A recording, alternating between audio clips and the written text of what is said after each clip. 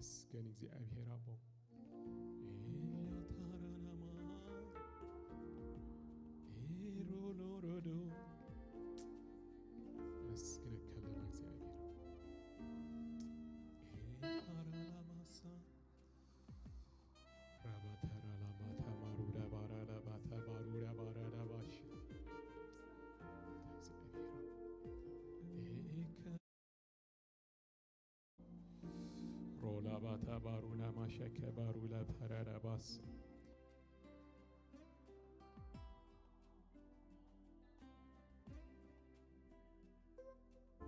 ማከዳናናታ ኤያራላማሶ ኤሮ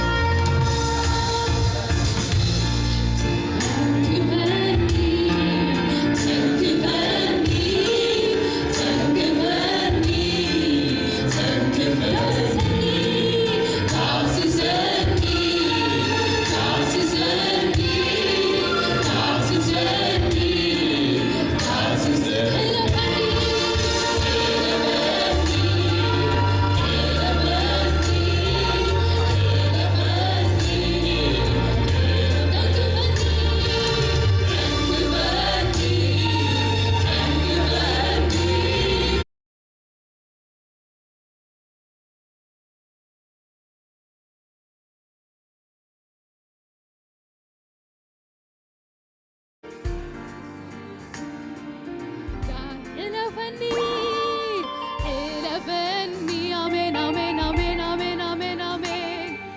حلفني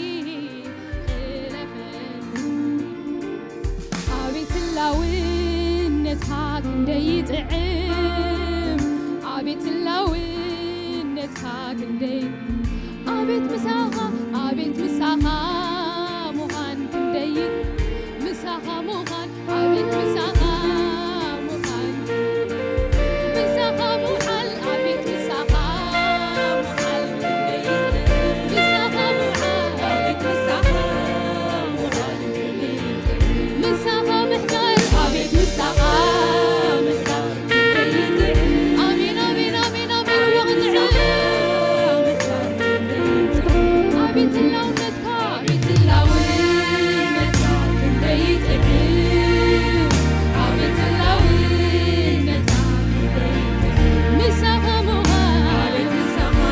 آمين آمين آمين عليك عبيت مساخة مهان كنديت مساخة معال عبيت مساخة معال أيوة دادرن هاليلويا مسخالي مساخة معال مساخة مقدار يسوس هاليلويا عبيت مساخة مقدار كنديت سي سي سي سي سي هاليلويا تميدي تذكروا تميدي زفتوا تميدي غرزمنوا تميدي زنابغوا تميدي تذكروا تميدي زفتوا تميدي غرزمنوا تميدي زنابغوا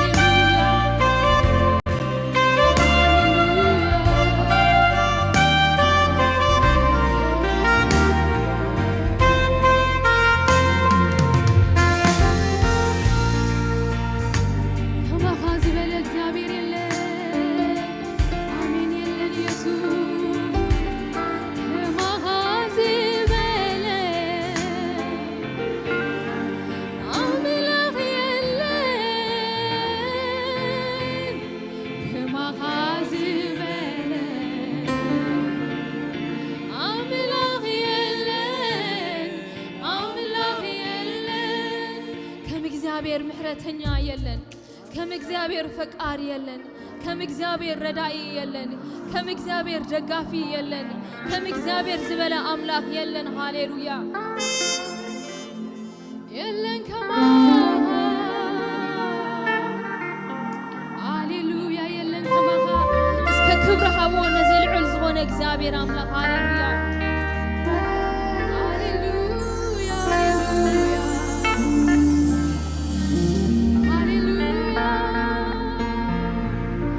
مسجن إجزابير بين خالع البل هاليلويا بين خالع البل هاليلويا حجون توكلتنا إجزابيريو حيلنا هاليلويا هاليلويا هاليلويا حبيل هاليلويا كله زغل إجزابير يزلنا آمين هاليلويا حجنا ما إجزابير إندجنا كنملخوينا هاليلويا هاليلويا هاليلويا أوه هاليلويا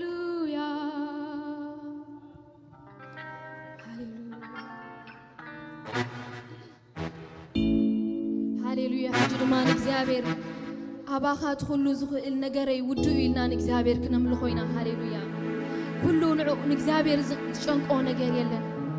In the hands of God everything is easy هاليلويا حجرمان أمنا كاي خنبلوينا هاليلويا إن أمنا كاي نخنبلوينا هاليلويا صباح أنت كم زخونا ينفلت إن إجزابير جن يفلت يو هاليلويا نفيوتشرنا أب إيدي يزلو آمين هاليلويا حجنا ما نأمنا كاينا لنا نجزابير كنزمر لنا هاليلويا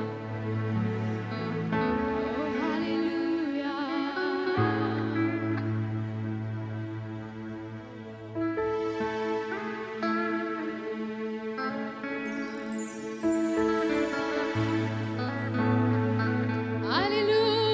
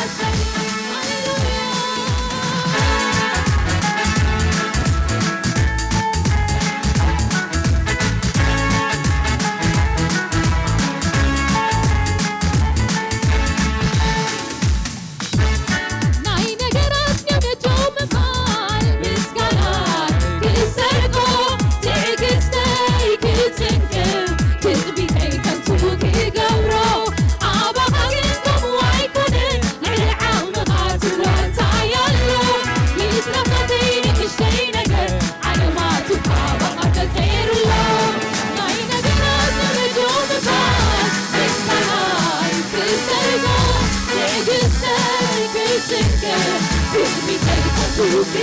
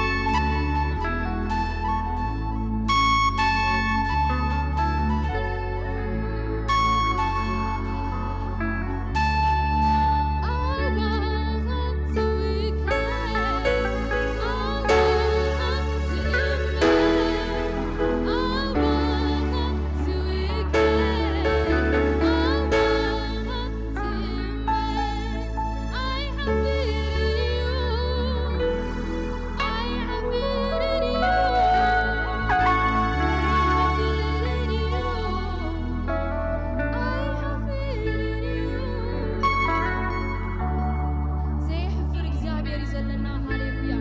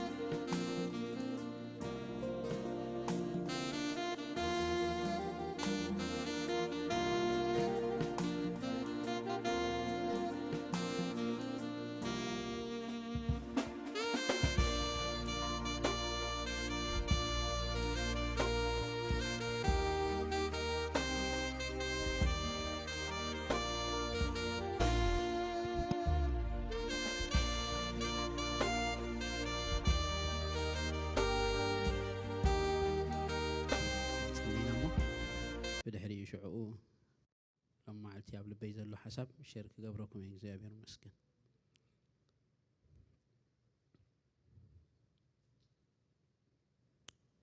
قرب جيزي نمجمرت أنا سلزو خنا بزبوتا قرب جيزي وسيدنا لنا معناته تي استايس لزي فلتنا يو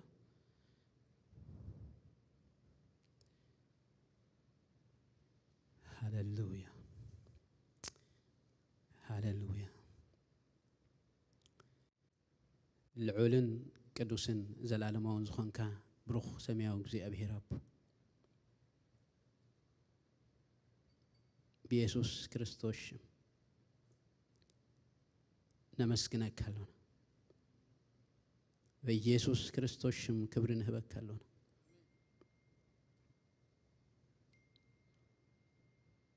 ያው እግዚአብሔር ስልጣን እግዚአብሔር ልዑል እግዚአብሔር بعل ملؤ حيلي بعل ملؤ سلطان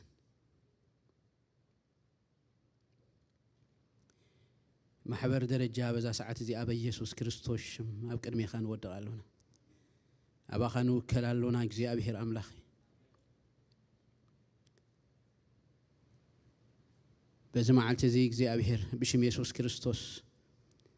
كابه اللونة كاستل عليه سمرت كما أخلنا خونم أو قال كا إغزابير أملاخي مرد أختبنا مستوعل كتبنا برهان كتبنا بشم يسوع كريستوس كتزاربنا إغزابير أملاخي لما ننصلنا الله نهزب خبار خبل الله بروخ سمياو إغزابير أبوز كل سلت كبر هزينا نمسكنك كبر دمان هبك كلونا بقويتانان بمرحنينان بيسوع كريستوس شميلك آمين كبرنا أملاخ يخون كوف كنبلينا إغزابير مسكن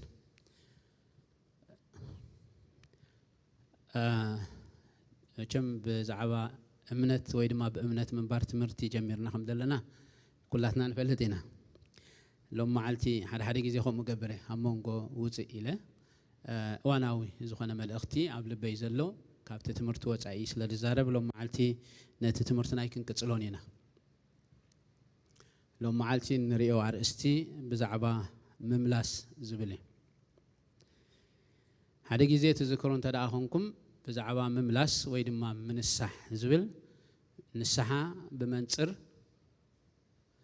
من نققح دبل رينا نيرنا ذكروا تخونيهم إليه حسب لو معلتون كاو زي وص بمملاس ويدما من الصح ويدما نسحة بمنصر بأمنة منبر زبلار استينانري مملاس ويدما من الصح بزح جزء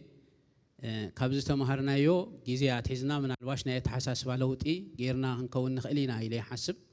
بزح جزء جن نسحة إلنا نحسب كلنا زي مثلنا أنت رأينا بزعبا تبدل كوينو تسمعك ويدما حتيات كوينو تسمعك لبخاز ترى تعخلو بزعبو مبكاي كوين ويدماني من الصح ويدماني متعس مقهاي أبكر ميك زي أبهير من بعد كوينو يسمعنا هذا جزء أو دود كويني يسمعنا ولد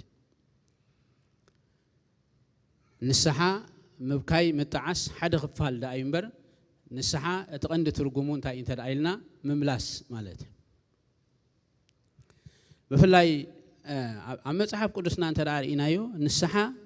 زبل ويدما مملاس زبل حسابات عب مصحف قدسنا عب كله كفالات كن رخبان خلينا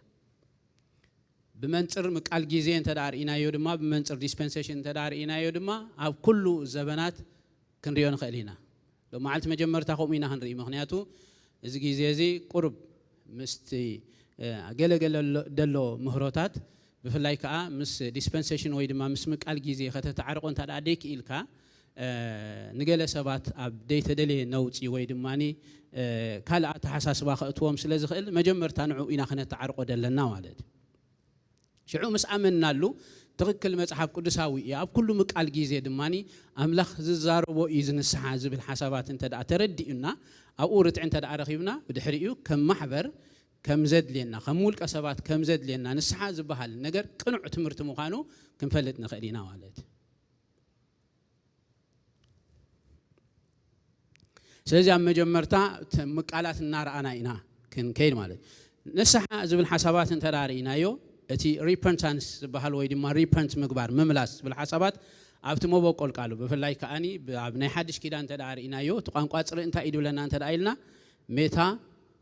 ኖያ ዝብል ሓሳባት ኣለዎ ካብ ክልተ ቃላት ናይ ቋንቋ ፅሪ ዝቆመ እዩ ሜታ ኖያ ዝብል ሓሳባት ማለት እቲ ሜታ ዝብል ሓሳባት እንታይ ማለት ተዳኢልና ለውጢ ማለት እቲ ኖያ ዝብል ሓሳባት ድማ እንታይ ማለት እንተዳኢልና ማይንድ ወይ ድማ ኣተሓሳስባ ማለት ስለዚ ብቐጥታ ትርጉሙ እቲ ሜታ ኖያ ዝብል ሓሳባት እንታይ ማለት ተዳኢልና ናይ ኣተሓሳስባ ለውጢ ምግባር ማለት ምምላስ ካብ ናይ ኣተሓሳስባ ለውጢ ዝጅምር ምክንያቱ ኣብ ኣተሓሳስባኻ እንተዳ ደይ ተለዊጥካ ኣብ ኣተሓሳስባኻ ርትዕ እንተዳ ደይ ረኺብካ ኣብ ኣተሓሳስባኻ ትኸዶ ዘለኻ መንገዲ ደይ ቅኑዕ ክትከዶ ዝግባእካ ነገራት ከኣካል ምዃኑ እንተዳ ዘይፈሊጥካ እንታ ክትገብር ኣይትኽእልን ኢኻ ክትምለስ ኣይትኽእልን ሃገ ክትምለስ እንተዳ ክትክእል ኮይንካ መጀመርታ እንታይ ኢኻ ክትገብር ዘለካ እንተዳ ኢልና ናይ ኣተሓሳስባ ለውጢ ኢኻ ክትገብር ዘለካ ማለት ስለዚ ንስሓ እዚ ምብካይ እንብሎ ወይ ድማ ምጥዓስ ወይ ድማ ምጉሃይ እንብሎ ሓደ ክፋል ወይ ድማ ሓደ መስርሕ ናብ ምምላስ ዝወስደካ ዳ እምበር ኣብኡ ዝውድእ ነገራት ኣይኮነን ሓደ ጊዜ ከም ልምዲ ካብቲ ዝመፀናሉ እምነት ብዛዕባ ንስሓ ኢልና ክንሓስብ እንከለና እንብሎ ነገራት ኣሎ አይደንቲፋይ ከይገበርካ ወይ ድማኒ ነቲ ሓጢያት ወይ ድማ ነቲ በደል ንዕኡ ሜንሽን ከይገበርካ ወይ ድማ ከይፅውዓኻ ብዛዕባ ኣፍሉጦ ዘይብልካ ዝገበርክዎን ዘይገበርክዎ ዝፈልጦን ዘይፈልጦን በደለይ ሕደገለይ ኢልካ ንስሓ ኣብ ከምኡ ድውድኣሉ ጊዜን ሰዓታትን ኣሎ ግን ኣይኮነን ንስሓ መጀመርታ ነቲ ነገራት ብትክክል ክትፈልጦ ክትክእል ኣለካ ነቲ ተጋጊኻዮ ወይ ድማኒ ተጋጊኻዮ ዘለኻ ወይ ድማ ትኸደሉ ዘለኻ መንገዲ ደይ ቁኑዕ ምዃኑ ብመንፅር ቃል ኣምላኽ መጀመርታ አይደንቲፋይ ክትገብሮ ክትክእል ኣለካ ክትፈልጦ ክትክእል ኣለካ ምስ ፈለጥካዮ ኢኻ ሽዑኡ ናይ ኣተሓሳስባ ለውጢ ክትገብር ትኽእል ማለት ብድሕሪኡ ኢኻ እንታይ ክትገብር ዘለካ እንተዳ ኢልና ክትምለስ ዘለካ ስለዚ ብሓፈሻ ትርጉሙ بمتحف قدس مسرت مملاس مالت ويد ما من الصح مالت انتهى مالت تدايلنا زي حزلي مسكالك زي أبهر مسمع مالت أجر سلام مسمع مالتي مسكالك زي أبهر مسمع مالت متحف قدس قوم بلنا مسك زي أبهر انتهى جبرد بلال تسامع حكي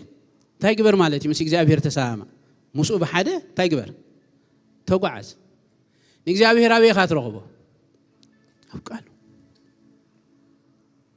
سلازم بتقكل نأتي قال دبلو بكل منطرين حجين زارب دلنا على تحري بكل منطر ويدما بكل صلاتاتنا هيوت بولكي يكون بمحبر متحف قدس سبلون اوكي بولكنا نحنا ان نبرون نحنا نخدون بمحبر درجه نحنا ان نبرون نحنا نخدون متحف قدس سبلو ببينو ندحر كوينو انت يدد لنا انت دايلنا بعد مسكال እግዚአብሔር مسمع يدد لحلف جزء بزعبة أمنت تبلكن الزارب كلنا أبتا نتي هلاو منفساو أكل دلو جزء أبهر مسخام هلاو مفلات دبل حسابات أب كل تقفال كنري أخلنا أبسلسته كفار إنانيرنا تذكر تلاهم مجمرتا حفشاو هلاو نا جزء أبهر مفلات دبرينا حكيمش مخنياتو نسو مسرت هاو نجار سلزخنا بفلايك أبتعتي أمنت جنا نايت زير نجار مرد دبل تخيل حسابات كأنت أنت رأينا أملاخ أبخام هلاو مفلات عنتوي مزمران كزمور لنا خلو كابتن اللي بخاستن كيف نجار مالتي إزي بدي دخونه واجن عداجن هيوت مسرخنا أملاخ أبانا قالو نزي والحدث بكونفرميشن هيد ليكاني تنبيت هيد ليكا أملاخ أبا خلو مبلا هيد ليكا قال هيد ليكا متحف قدس بتخكل تزاريب الناس اللي زلوا أملاخ أبانا قالو كابتن يسوع كريستوس كم نبي حتى مدحنا غيرنا استقبلنا له بخدت كساعة زي وصانا جيزين ساعاتن أبدخونه كنتنا هيوتنا هلو أملاخ أبانا قالو أبدخامنا هلو أبرتعين هلو أملاخ أبانا قالو أملاخ مسانا مخانجن يلنا نيرنا كالي أملاخ أباخنا هلو وخلو أملاخ مسخا خيكون يخيليو أملاخ مسخا خون تقبرو نسخا خا يلنا نيرنا بخمي نسخا كم قال እግዚአብሔር ከተመላለስ ኮለኻ ነቲ አባኻ ደሎ ምሳኻ ስምረቱ ክኸውን ትገብሮ ኢኻ ኢልና ማለት ሓቂ ተላዕዲ ኮይኑ ግን አባኻ እናሃለዎ ኮሎ ኣብቶም ትገብሮም ዘበለ ነገራት ስምረቱ ከይህሉ ይኽእል እዩ ስለዚ ቶም ትገብሮም ዘበለ ነገራት በይንኻ ኢኻ አምላኽ ግን አባኻ ስለዘየሎ ዲ ኖ አባኻ ባሎ ግን ኣብቲ ነገራት እቲ ኣይሓብረካኒ ስለምንታይ ምስ ቃሉ ይተሰማዕካኒ ሕዛስዋ ያብ ኩሉ ጽላታትና ህይወት ምስ ቃሉ ምስማዕ ደድልየና ማለት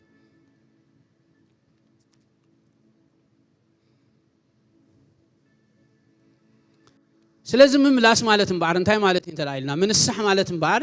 እቲ ምጉሃይ ምጥዓስ ምብካይ ዝበሃል ነገር ነቲ በደል አይዲንቲፋይ ምስ ገበርካዮ ወይ ድማ ምስ ፈለጥካዮ ምስ ተዛረብካዮ ብዛዕባኡ ምብካይ ዝበሃል ነገራት ንሱ ሓደ ክፋል ናብ ምምላስ ድወስደካ ዳእምበር ኣብኡ ኣይኮነን ድውድ ምምላስ ክህሉ ክኽእል ኣለዎ መንገድኻ ምቕያር ክህሉ ክኽእል ኣለዎ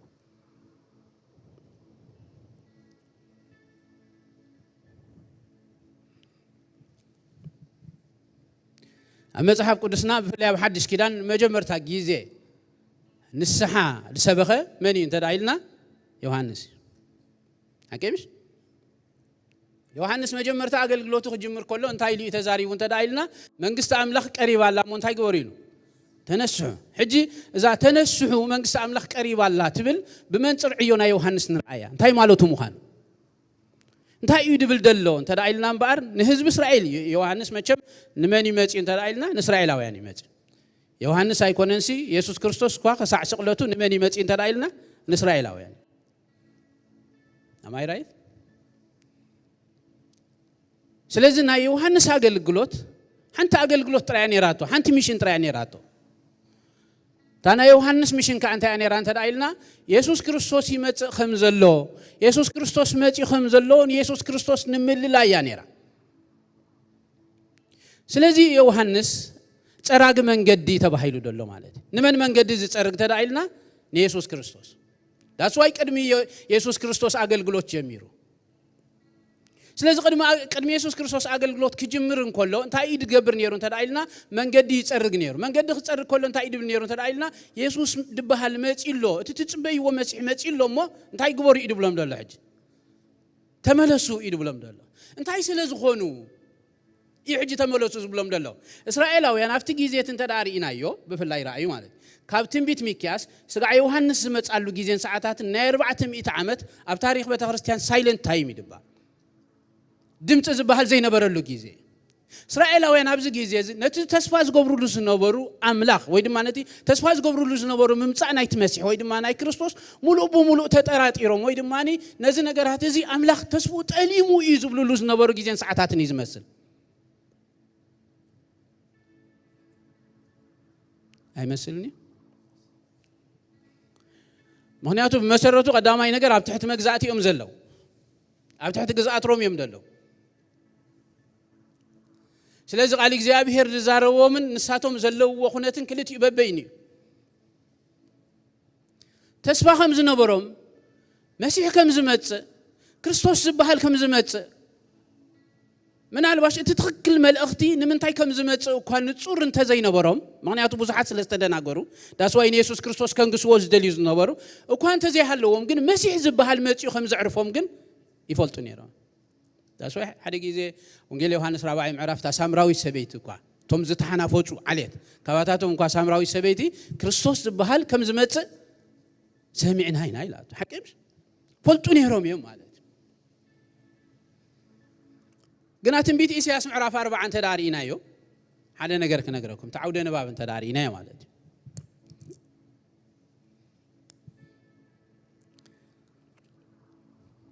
አው ብዛዕባ ምምጻእ ናይ ዮሐንስ ተዛሪብሎ ትንቢት ኢሳይያስ ምዕራፍ 40 ማለት ሰስት ምምላስ ማለት እንታይ ማለት ምዃኑ ዮሐንስ ዝዛረቦ ዘሎ ምምላስ ንእስራኤላውያን እንታይ ብመንጽር ከዓ በእምነት ምንባር ዝብል ሓሳባት ነዛ ሓሳባት እዚኣ ክንደይ ኣዳሕራይ ሽዑኡ ናብ ካለ ኤክስታይና ክንከይዲና ማለት ትንቢት ኢሳይያስ ምዕራፍ 40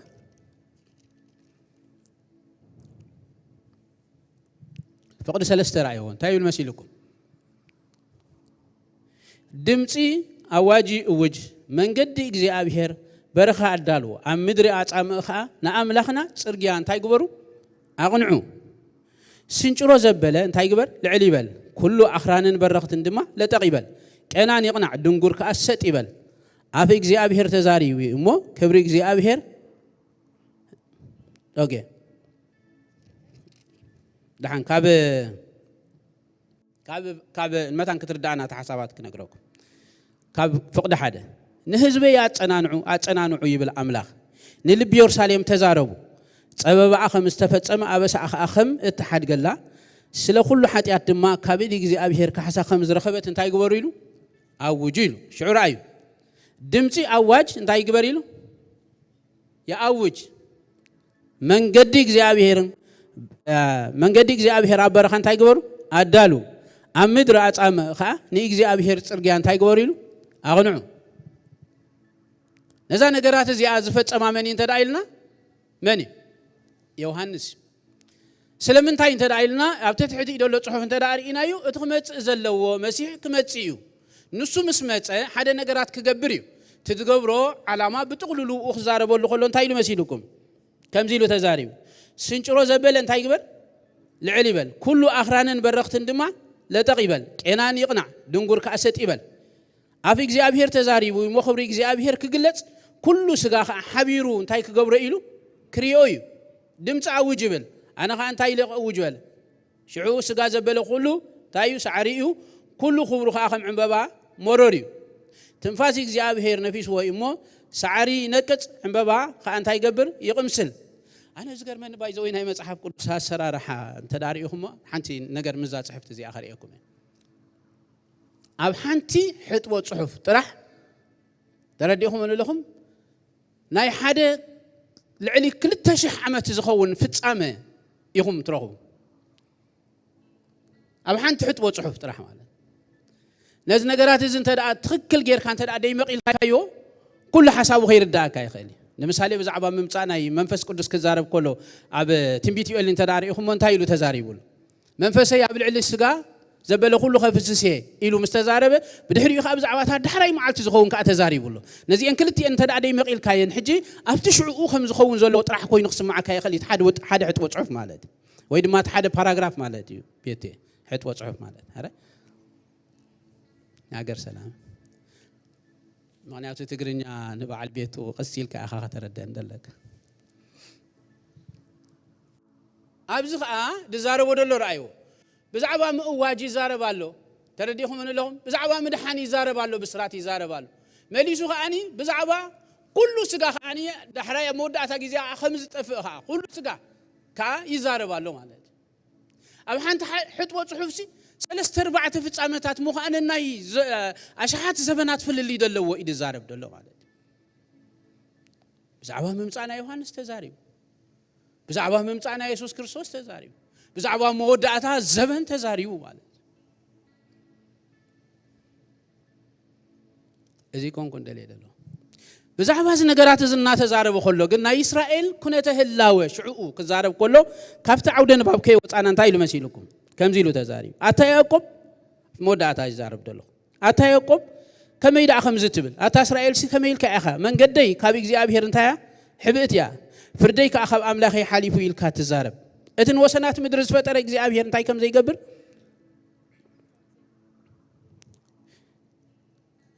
كم زيلو أتن وسنات مدرس فترك زي أبيهر زل أهلم هو أملاخ كم زخنة كم زي دك من كم زي حللنا أمرو كم زي مرمرندو أي تفلت اندو أي سمع خاندو هي خايل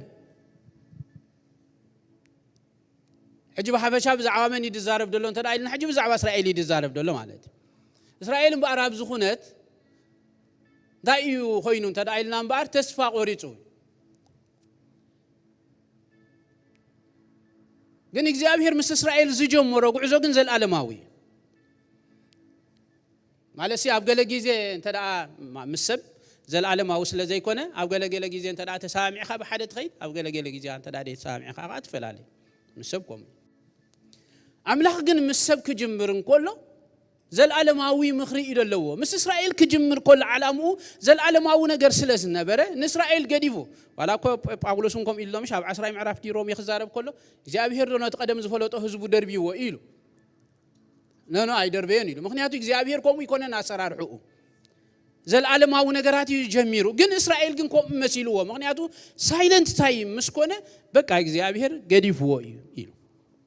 أبيلو رأت تسفى إيلو سلازي رأي حج سلازي إسرائيل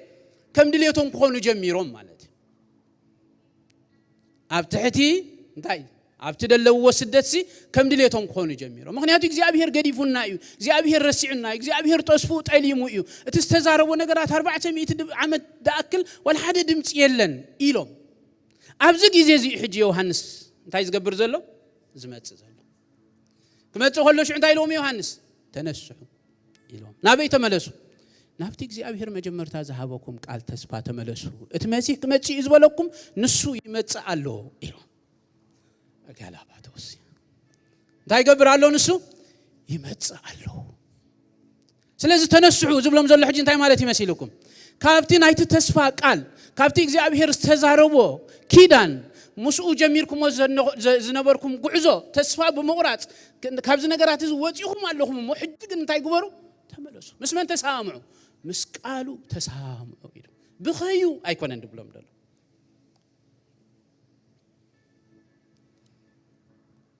نقالك حد يجنايو إنا نقالك تأليمنايو إنا إلكم مبكايكم حد خفالي جن أتقند جن نتايو من ملاسيو مسكالو مسمعي that's why إمبار يوحنس تنسحو إلو إذا جمر من قست أملاك قريبا كريستوس اتوكل نايتا من قست أملاك بعلو بعندار أسو سجال بيسو معناتهم إلى متحف قدس كزارة كله مش حكي اتقال سغا ሆነ ጸጋን ሐቅን መልእዎ አባና እንታይ ገበረ ሐደረ አባና ሐደረ ትብላ አሞንጎና ሐደረ እንታይ ማለት ተዳይልና ዱንካን ገይሩ ባዕሉ አምላክሲ አሞንጎና ተመላሊሱ ሕጂ እዚ ይخመጽ ድብሎም ደሎ ማለት እቲ አምላክ ደሃቦ ተስፋሲ አይገደፎን ስለዚህ ተመለሱ ይድብሎም ደሎ ማለት መስመን ተሳምዑ መስቃል ተሳምዑ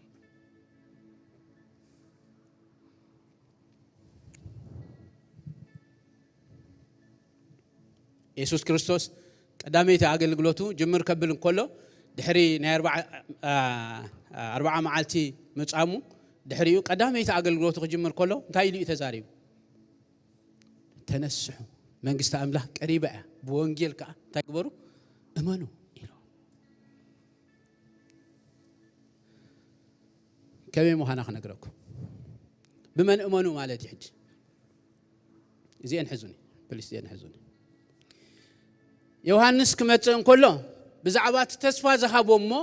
ተስፉ ተጠሊሙ ዝመስለኩም ደሎ አምላክ ተስፉ ስለዘይጠልም እዚ ነገራት እዚ ይመጽእ አሎ ዳነ ንዑኡ መንገድ ከቅኒዕ መጽየሞ ይመጽእ ስለዘሎ ንዑኡ ተቀበልዎ ኢሉ ታጣይ አምሽን ነራቶ ስለዚህ ናኡ እንታይ ገይርዎም ተዳይልና አላሊዎም ናኡ ያምጽዎም ኣብዚ አያት ውድ ሚሽን ናይመን ተዳይልና ናይ ዮሐንስ ስለዚህ እንታይ ግበሩ ይድብሎም ደሎ ተነስሑ እቲ ቃል እዚ ተዛረቦ እግዚአብሔር አይጠለሞን እግዚአብሔር አብቃሉ እሙንዩ ስለዚህ ተመለሱ ይድብሎም ደሎ ማለት ኢየሱስ ክርስቶስ ከአሽዑ ነዞም ተመለሱ ዝተባሃሉ ተቀበል አቢሉ ካ እንታይ ብሎም አለ መስይልኩም አገልግሎቱ ምትጀመረ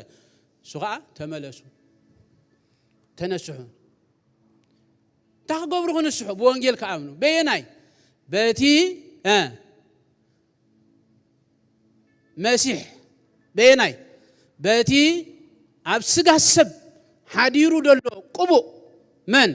اتي ود املاخ واي كرداكم هنا يسوس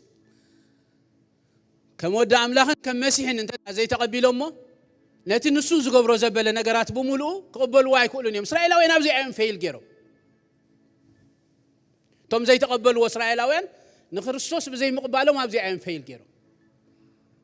ምክንያቱ ወንጌል ከበይድ ጅምር ተዳይልና ዘያኽ ነግረኩም ካብቲ እግዚአብሔር ዝሃቦ ተስፋ ስጋዕቲ ኢየሱስ ክርስቶስ መስቀል ሞይቱ ተንሲዩ ስጋዕ ምጽአቱ ዘሎ ፓኬጅ በሙሉኡ ወንጌል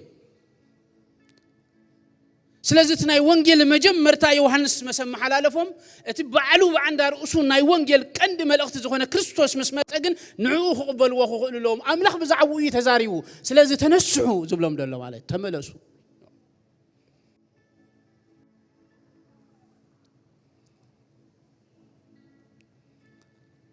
ሓደ ጊዜ ምሽ ከምዚሎ ነግረ መንገድ ይባል ያ ነገር ዘያኽ ነገርኩ ኣብ ካለ ጊዜ ተሐነሪያ ንኸውኒና ዓላማ ናይ አምላክ ዓላማ ናይ ወንጌል ዓላማ ናይ ቤተ ክርስቲያን ሰባት መምጻእ እንበር ሰባት መእካብ አይኮነን ወንጌል ሰባት ይዘምጽ ሰባት ምስመጹ ተረዲኹም እንለኹም እዩ ድእክብ እምበር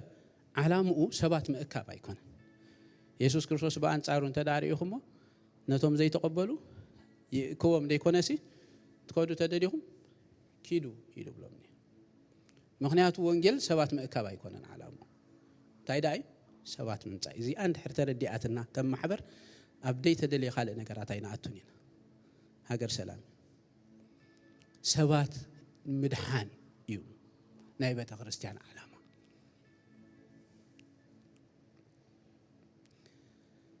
ኢየሱስ ክርስቶስ ብዙሓት ክስዕብዎ ጸኒሖም ድሕሪ ሽዑ ንድሕሪት ምስ ተመልሱ በዘረባኻን በርታ ዓንቂፎም ተመሊሶም ኢሎም ማለት ስኻትኩም ከኸትከሉ ለትደልዩኹም ኢሎም ስኻ ናይ ዘላለም ህይወት ቃል ኣለውካ ሓቂምሽ ሓደ ግዜ ከምዚ ኢሉ ምስ ሓተቶም ዝተዛረቦ ክነግረኩም ንደቂ ሰባት ንወዲ ሰብ ደቂ ሰባት መን እዩ ይብልዎ ኢሉ ሓቲትዎ ሽዑ ኣርባዕተ ዝኸውን መግለጺ ሂቦም ማለት እዩ ገሊኦም መን ይብሉ ኢሎም ዮሐንስ ይብሉ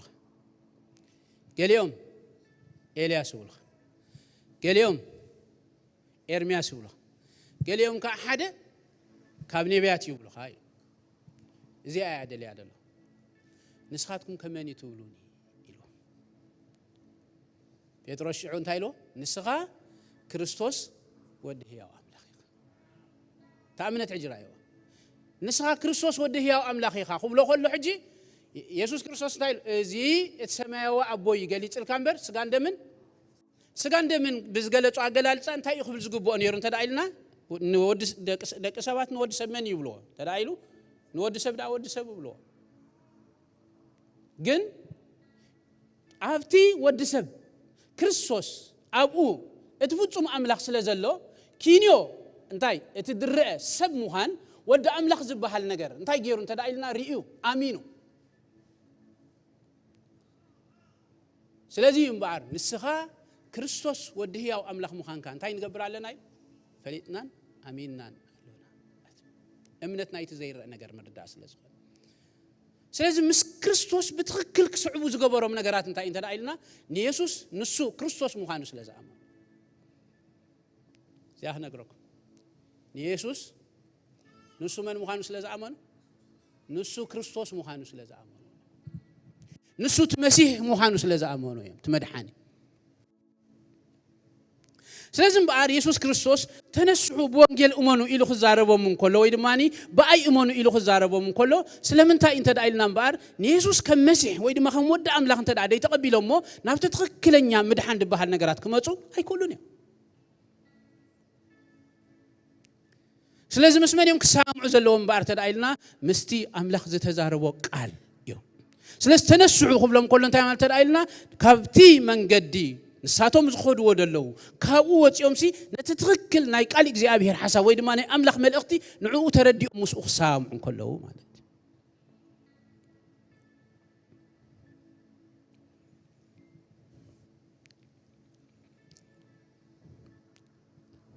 ሳልሳይ ብኸምኡ ምናልባሽ ከይንርዳእ ንኽእል ኢና ብኻልእ ሓሳባት ክንርዳእ ንኽእል ኢና ግን በዛ ሓሳባት እዚ እንተዳርኢናዮ ሐዋርያ ጳውሎስ ንሰብ ሮሜ ክጽሕፈሎም እንከሎ ኣብ ምዕራፍ 12 ብዛዕባ እንታይ እዩ ተዛሪቦም እንተዳኢልና ብዛዕባ ንስሓ ተዛሪቡ ታይሉ ተዛሪቡ ንስጋኹም ሕያውን ቅዱስን ንኣምላኽ ባህ ዘብል መስዋዕት ጌርኩም ከተቕርቦ ብምሕረት ኣምላኽ ምዕደኩም ኣለኹም ስበለ እዚ እቲ ናይ ኣእምሮ መንፈሳዊ ኣገልግሎትኩም እዩ ኢሎም ራእዮ ሽዑ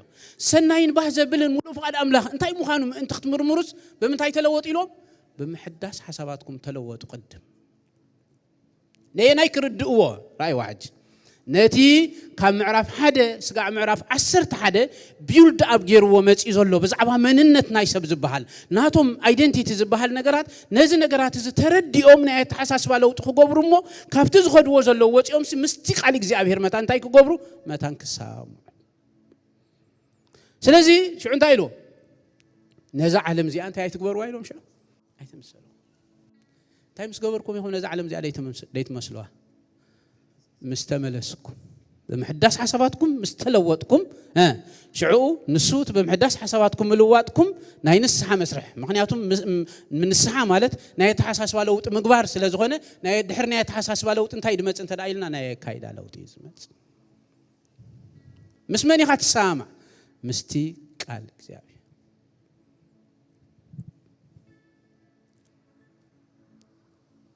ሓደ ነገር ክነግረኩም بايني منس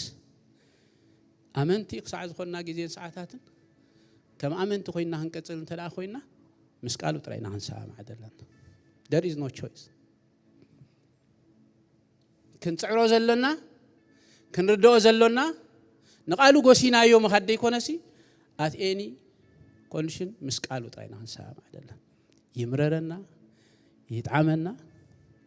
ቃል እግዚአብሔር በዝተረዳናዮ مسوت راينا هنسا معزل على هذا ጊዜ ቃል እግዚአብሔር ዝዛረበካ ነገራት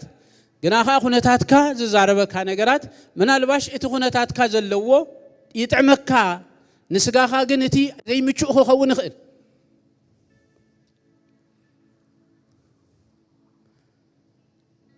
ግን ምስ ቃል እግዚአብሔር ጥራይ ክንሳ ማዕዘልና ተዳደይ ኮይኑ ንስሐ ዝባሃል መምላስ ዝባሃል ነገራት ኣብ ህይወትና አይተፈጸመናል ስለዚ ሐዋርያቱን እንተዳሪኢናዮ ታየም ሰቢኹም እንተዳኢልና እምባር ንስሐ የም ሰቢኹም መምላስ ዝብል ነገራት የም ሰቢኹም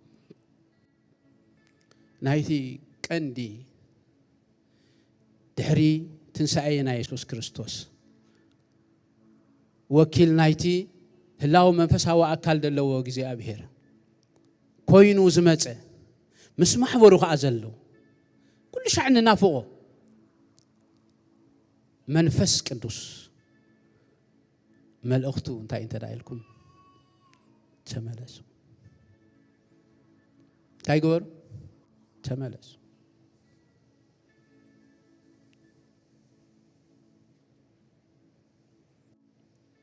መንዝ መጽሐፍ ቅዱስ እንተዳሪኢናዮ بايزو يا بحدش كده انت داريكم دحرنا يملات منفس قدس انت دارينايو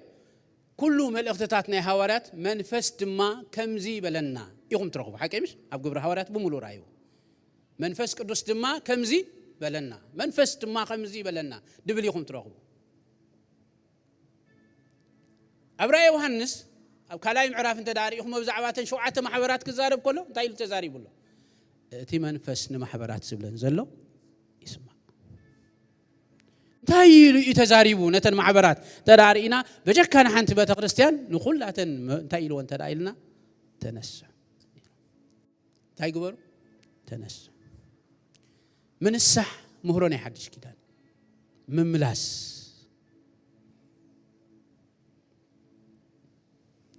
بيت كريستيان كل غيزه من الصح زبحال ወይ ድማ مملاس زبحال بتخكلኛ ትርጉሙ ንምእመና كل غيزنا مهارتهم ክትከይዳለዋ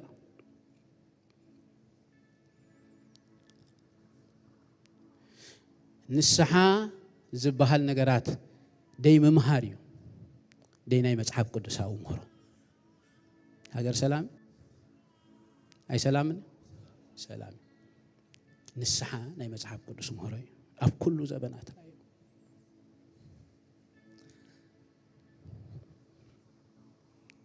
كلاي معرف انت دارينايو راي يوحنس بزعبا افيسون كزارب كله بزعباتا محبر انتاي لي تزاريوا انت دايلنا كابيناي وديكا خمزلخا فلصمو انتاي غبر يلو تنسح دحر تنسح انتاي يلو نتقدام اي غبر خا كبر يخوتم تم مملاس مالت انتاي مالتم خان قداماي غبري زنبركالو زجمركايو صبو زخونه جمارل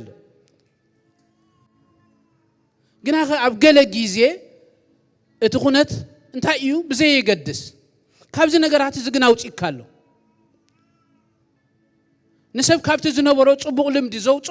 ካብቲ ትክክለኛ ተረዲኡ ወዝነበረ ሞ ጽቡቕ ልምዲ ናዕበዮ ዝኸይድ ዝነበረ ዘውጾ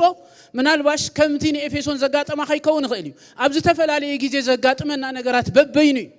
ግን ካብ ሓደ ነገራት እንታይ ይገብረካ እንተ ዳይልና የውጻካ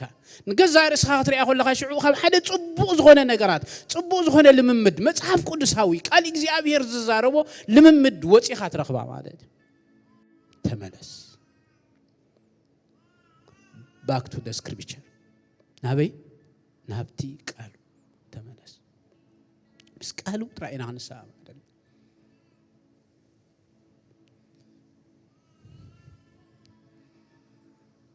ታይሎ መጀመርታ ካበየናይ ወዲእካ ከም ዘለኻ እንታይ ግበር ኢሎ ፍለጥ አይደንቲፋይ ግበሮ ነት ነገራት ንስሓ ማለት እሱ እዩ አይደንቲፋይ ግበሮ ከምዚ ካብ ንፈልጦን ደይ ንፈልጦን በደልና ሓደገልና ደሓንዑ ኣይኮንኩን ቃውም ደለኹ ተገርኩሞ ደሓን ግበሮ ፀገም የለን ንስሓ በዓንዳ ርእሱ ንስሓ ድባል ነገራት ከም ደሎ ጥራሕ ቀድም ንራዳዳ ፀገም ምስኡ ባእሲ የብለይን ግን ትድበለፀ ግን ተረዲእኹም እንለኹም ካብ በሃይማኖታዊ መንገዲ ዝመጻናዩ ዓይነት ናይ ንስሓ ካብ ዝፈልጦን ዘይፈልጦን ገለመለ ንፈልጦ ነገራት ጽቡቕ ልምዲ ዝነበረና ጽቡቕ ጅማሬ ዝጀመርናዮ ግን አኸ ክንሪኦ ከለና ግን ንገዛእ ርስና ንውቀሰሉ ሕጂ እንኸዶ ደለና መንገዲ እንተ ደኣ ሃልዩ ግን we have to back ምስ ኣምላኽ ንስሓማ ባዳማይን ወልዴ ድውለሉ ነይራ ኣብ ልበይ ስለ ዝነበረ ሓንቲ መልእኽቲ ምስ ሰደደ በማሕበር ደረጃ ብዙሕ ጊዜ ንልበይ ድውቀሰሉ ስለ ዝኾነ ማለት ሽዑ ደው ኢለ ነግሮ ነይረ ማለት ናይ ብሓቂ ታች ኮይነ ታ መልእኽቲ ድሰደድ ኣብ ዛድ ሓለፈት ጊዜ ተዳንቢብኩም ማለት ሓቂኒ ምሳይ ተሳሙ ሃገር ሰላም ያ ብልብኹም ንመንገድኹም እንታይ ግበሩ ሰው ትኸድዎ ደለኹም መንገዲ ትኹነታት ናብኡ ኣውሪድኩም ደሎ እንታይ እዩ ብዘይ ይገድስ ትኹነታት ኣይኮነን ሓቂ ቃል እግዚአብሔር ሓቂ ዳሪ ጊዜ ነገራት ኩነታት ገለ ክፍጠር እንከሎ ብግልኻ በኻልእ ነገራት ንምንታይ እዩ ዝመጽእ እንተ ዳኢልና ከውርደካ ካብቲ ጽቡቕ ዝኾነ ልምድኻ ካብቲ ጽቡቕ ዝኾነ ቅንዕናኻ ካብቲ ንኣምላኽ ዘለካ ፍርሃት ካብቲ ንኣምላኽ ዘለካ ቅንዓት ካብኡ ከውርደካ ስለ ዝደለየ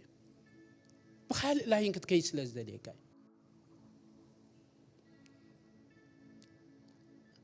አንተ ወይ ሓንቲ ድገረመትን መዝሙር ክዝመር ኮላ ብጣዕሚ ናይ ዮናስ ሃይለሲ እንታይ ዘበናት ክቀያየር ኣምላኽ ግን እንታይ ይገብርኒ ኣይቀየርኒ ቃል ኣምላኽ ኣይቀየርኒ ሓንቲ ነገራት ክነግረኩም እዚኣ ተዛሪብያ ነይረ ይኸውን ኣይከውን ኣይፈልጥን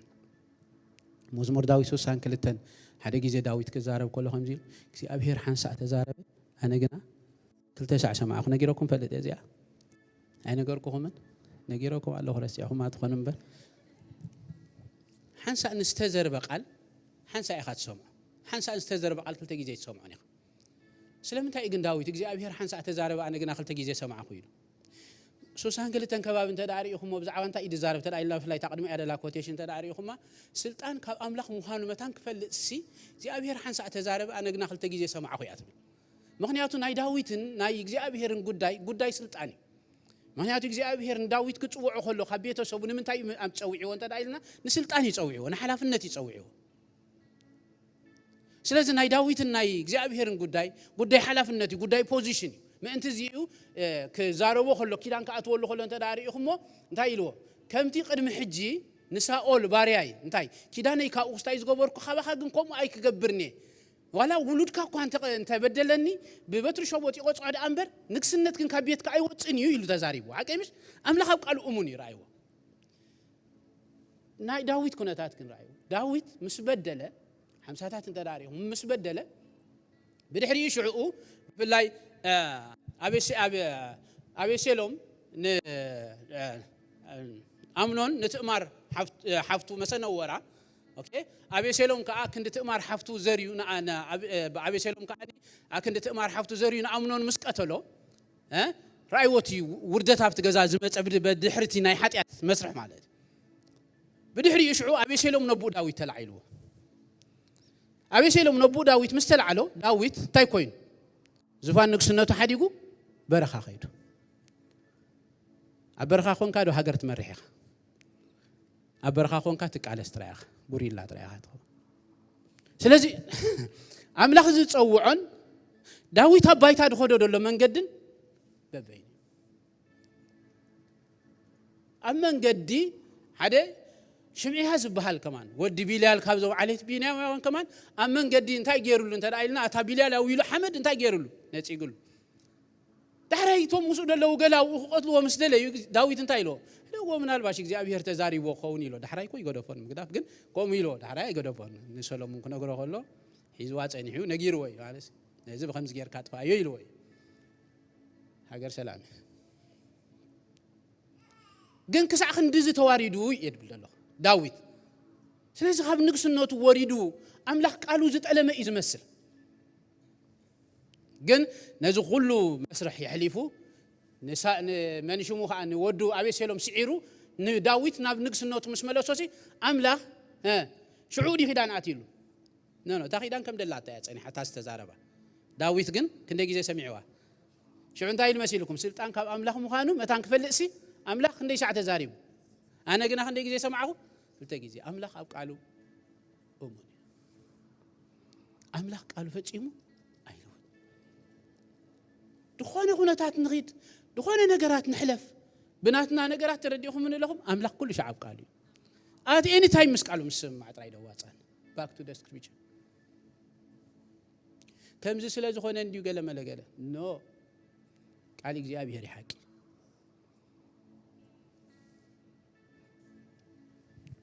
ስለዚህ በአር ንስሐ ማለት መምላስ ማለት በአር እንታይ ማለት ተዳይልና መስቃሉ ምስማዕ ማለት ሎሚ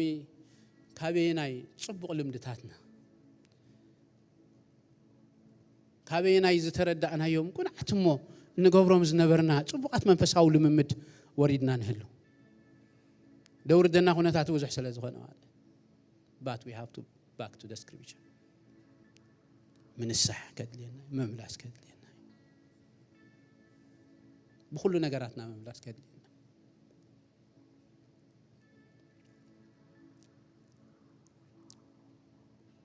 አንተ ነገር ክንዳ አደላትና ከም ድነበሮ ዘሎ ስለዚህ ለኸም ዘሎ ወዝነብር የለን ደጋጠመና ነገራት ኩሉ ሐልፊ ቃል እግዚአብሔር ግን አሐልፍኒ ምስ እግዚአብሔር ኩሉ ጊዜ ንሳማ ምስቃሉ ኩሉ ጊዜ ንሳማ ቃሉ እንታይ ይገብርኒ አይለወጥ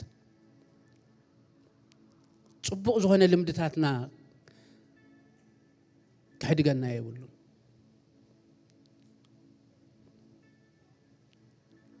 አሜን እስኪ በግልና ነራዩ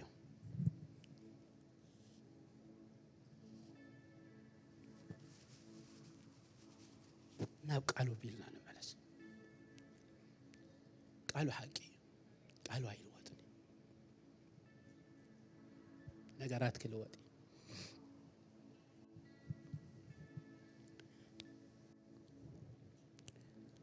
ስለዚህ ባር ማሕበር ኤፌሶን ከዛረባ ሁሉ እንታይ ኢሉ አንሲሉ ካበይ ወዲእካ ከም ዘለኻ ፍለጥ እሞ እንታይ ግበር ኢሉ ተነሳ ሽዑኻ ነቲ ቀዳማይ ግብሪ ግበሮ مسيناي مس أملاخ زنبرو صبوق زخونه زمدنا مس أملاخ زنبرو صبوق زخونه حبرت مس أملاخ زنبرو صبوق زخونه ريليشن كابز نغرات زي وديكا خمزلخ فلط سلازي تملس ناو ابيلكا سلازي نسحب خلا عين ردايو نسحب مالت مسقال እግዚአብሔር مسمع ማለት ناو أملاخ ابيلكا مملاس ማለት ناو حسابنا مخرو ابيلكا مملاس ማለት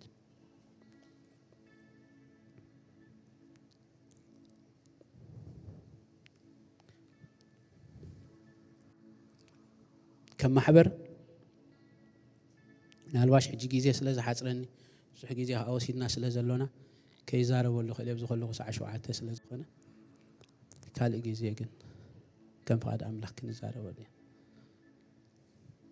اسكم سايكون كمبل تنسح مالت تانت تملس مالت لازم لبنا بلبنا من قدنا حسيبنا قال እግዚአብሔር ዝብሎ ተረዲና ናፍቲና ቃል እግዚአብሔር ሐሳብን መخرنا ወቢድና ክንመለስ ክላቦኩም ፎቶ እግዚአብሔር መስከን ካብ ዘለና የተሲና ጽሌና ጊዜና ስለዛኸ እስኪ حسبنا በል እግዚአብሔር መስከን ንገለ ኻሊታት ጥራሕ እስኪ ንጸል ኦ Hallelujah. محرتك بزح እግዚአብሔር أنت وي حقوش حاونا خزارب كله خميل سهلون محرتون كسعواني محرتو تصيرو الناس لزلوين تصيركني اللخا معالتي بمحرتك ناقل لك